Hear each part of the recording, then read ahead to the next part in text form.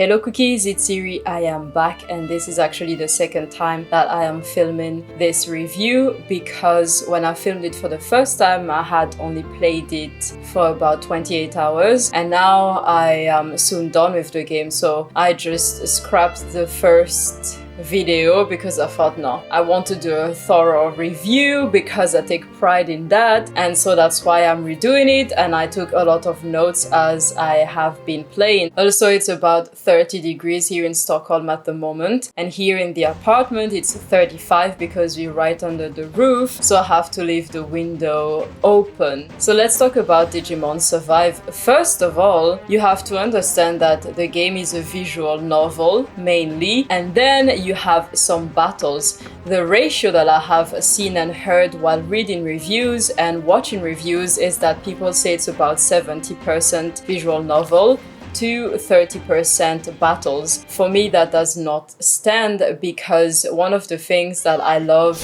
with monster taming games is grinding to get a strong team and to train my team to be stronger and to collect different monsters. So for me in Digimon Survive, I spent a long time actually battling and trying to catch Digimons, and one of the features in the game is that it's not really that straightforward to catch a Digimon. You're supposed to give it a contract and there's only a percentage that you can get it, as in, let's say if it says 50% chances that the Digimon will befriend you, then you have 1 in 2 chances that it says yes, and if it says no, then you have to keep on grinding and hope that you will see that Digimon again and then offer the contract, and maybe they say yes, maybe they say no. So I spend a lot of time doing that, and I also spend a lot of time battling my Digimon. So for me, I would say that it's actually 80 to 20, 80% battle and 20% visual novels, because I really spend a long time battling and I love it because I can just listen to a podcast or listen to something in the background or listen to just music and do a lot of battles, and I can literally spend a whole day doing that. I did that last Saturday as a chill day, and so it really depends on how you want to play the game. Some of the reviews that I think are somewhat unfair are of people that are trashing the game because it is a visual novel. Granted, if you pre-purchase the game online as a physical copy, or if you bought it upon launch, you would not have seen so many reviews of the game, so you would not know what it's about. But for anyone else who has purchased it days after launch, or even just one day after launch, there would have been reviews out there. So it's okay to dislike a particular game or a particular visual novel if you're usually a fan of visual novels, but to straight up say that the game sucks because it is a visual novel, even though there are a lot of reviews mentioning that, is unfair to the game. When it comes to the story, you play as Takuma, who is sent to a parallel universe or another world with Digimons, with his classmates and friends. And there, of course, you meet your Digimons, and the main game is to get out of there and to understand what on earth is happening. The thing with Digimon is that if you're like me and you loved the very first season of Digimon, which was a long time ago, and upon checking it out again a few days ago, I definitely felt really old, then you like the light-hearted fun of the series. Of course, there are a bit more serious themes, but it's never really that serious, and so you expect a light-hearted game. But then again, it's called survival for a reason. The story gets quite dark and creepy. It is not terrifying, but it is scary. There's a big difference between scary and terrifying.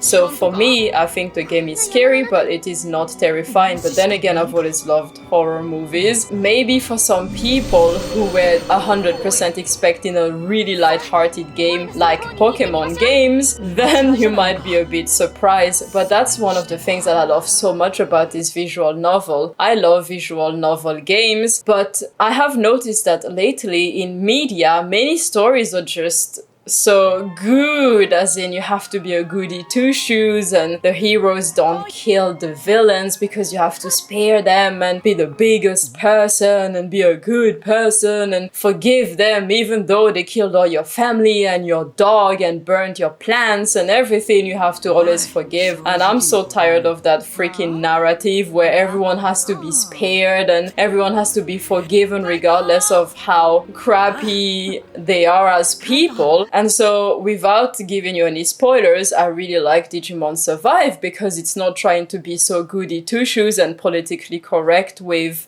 how dark it gets. So that for me is a plus that I did not expect at all. Onto the gameplay, the game is extremely easy. It is very beginner friendly. I would say that Digimon Survive would be in my top 3, probably the one that I would suggest the most for people who have never played video games and like visual novels and like Digimon, because it is so easy. You have quite a long tutorial at the beginning of the game, and for example, when it tries to teach you how to attack during battles, you can not select any other thing than attack. So basically you just have to click A and continue. So it's really not difficult, and you always have instructions at the bottom of the screen. So for example, you're wondering, oh no, I want to see the menu again. I mean, most of us would just click on random buttons and see what they do, and usually it's pretty intuitive if you've played enough games. But if you've never played games, you just have to read a bit at the bottom and you see, aha, okay, it's this button to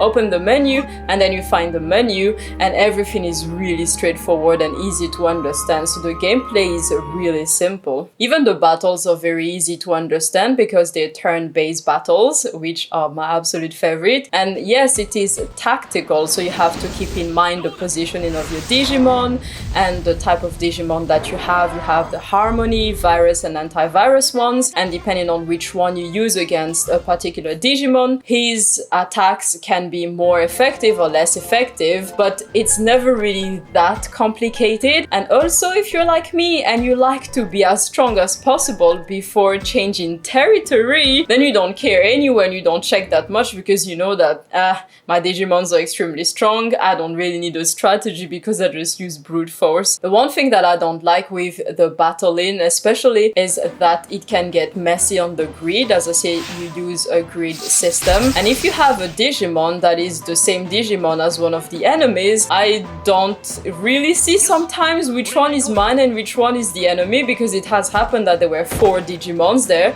that were exactly the same one, but I knew that one of them was mine and 3 of them were enemies, and I thought, okay, I have no freaking clue what's happening. And once I wanted to take one of my other Digimons to help that one, I did not know where to place the Digimon because I did not know which one was mine, and also because you can only move the camera in a certain axis, sometimes even when I move the camera, I still can't see what is happening.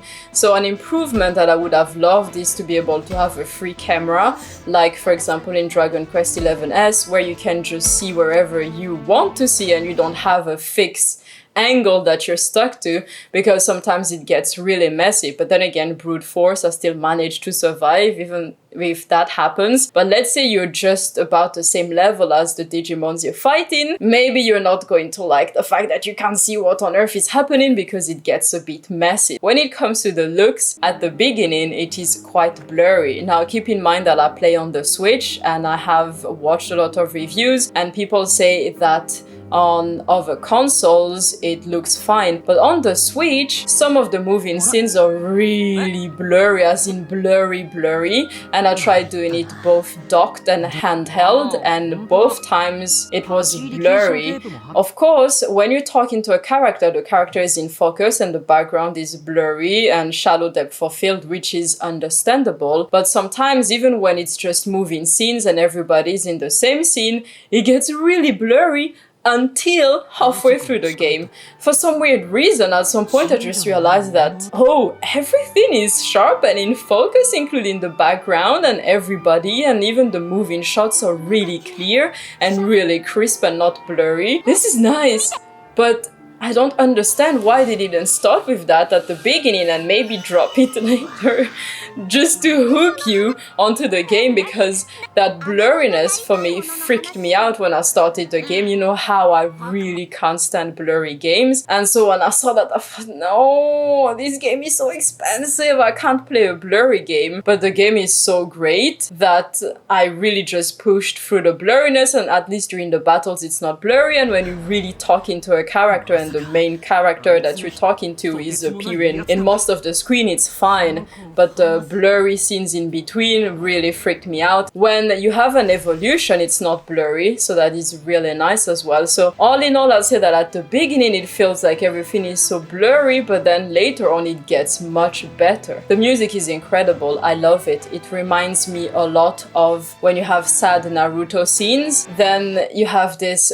violin or probably some traditional Japanese instrument, and it's so melancholic and sad, but sometimes it actually feels good to feel melancholy if it's brought upon by art. For me, I like that melancholic feeling if it comes from music, or if it comes from a really nice book, or if it comes from a show or a movie. Then it's the kind of melancholy that I don't put in the same box as depression, for example. It's a nice melancholic feeling that I actually enjoy, which is hard to explain. The music in Digimon really brings that whole vibe of a cloudy day where it's maybe raining but maybe not, and maybe you're in a castle in Scotland. I have never been in a castle in Scotland, but I always imagine it like that, and that's actually one destination that is on my bucket list. I would love to do that for a honeymoon or something. I've never done a honeymoon. So if you can use loudspeakers to listen to Digimon Survive, I would recommend that. I use loudspeakers, not loud obviously, because I'm not a lousy, selfish, entitled neighbor compared to some of my neighbors that don't care that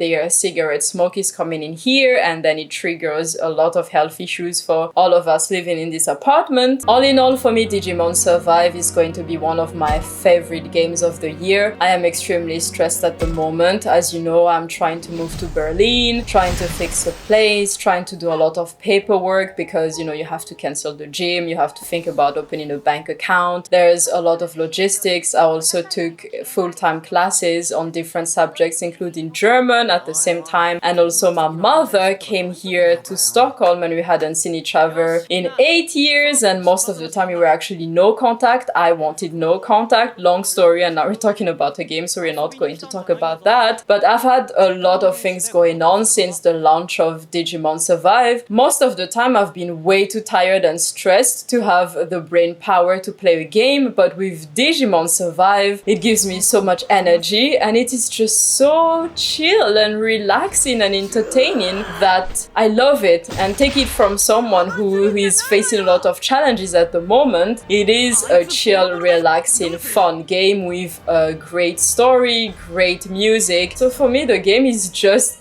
everything that I like in a game, minus maybe the blurriness at the beginning. A last thing that I absolutely love about Digimon Survive is that I recognize all the Digimons. They are from the first season. I did not like Digimon Cyber Sleuth because I did not recognize most of the Digimon, and plus I really did not like that world in the weird Digimon Matrix, whatever. I just could not get into the game and I really did not like it. Playing a Digimon game where I actually recognize the Digimons and actually can guess more or less into which ones they're going to evolve is so nice. And that is something that I really wish that the Pokemon franchise would do. Maybe just remaster the old games, because for me, I don't care for playing the new Pokemon games because I don't recognize most of the Pokemon. I would just like games where maybe they have the Pokemons up to Pokemon Sapphire and Ruby or Emerald. Oh, that would be so freaking epic. So in this Digimon, my biggest fear was that I would not recognize the Digimons because they would grab them from the newest seasons. But I saw Agumon and I thought, okay, it can't be that bad. And then I saw a few more others and I thought, okay, at least these ones look like they would be the same ones, so there are some that I would know.